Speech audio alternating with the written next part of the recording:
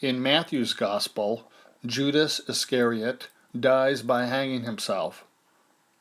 But according to Luke, Judas falls headlong, having a very strange death. He burst open in the middle and all his bowels gushed out. The fact that Judas dies in two different ways raises the possibility that Judas Iscariot was not a real person. The Gospel writers may have been writing stories involving Judas, not writing history. I always thought it odd that the Romans needed a betrayer to arrest Jesus. Roman soldiers, powerful and ruthless, would not have cared about arresting Jesus in front of crowds. The Gospels themselves stress that Jesus was not loved by crowds. A mob wants Barabbas, while demanding that Jesus be crucified. This mob story did not really happen, but Gospels do stress that crowds were not loyal to Jesus.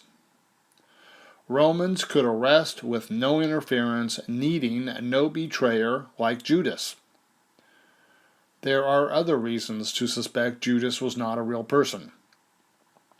St. Paul never mentions Judas, but only says Jesus was betrayed, which could refer to the Jewish people as a whole.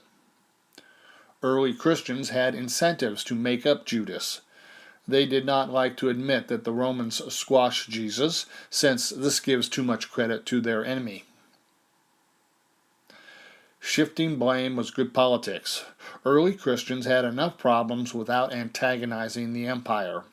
Romans won't convert if Romans are blamed for killing Jesus.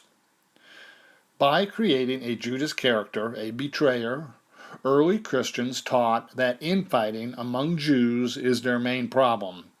The story's message is that Jews, Judas means Jew, are too quick to hate and undermine other Jews, thereby allowing Romans to prevail.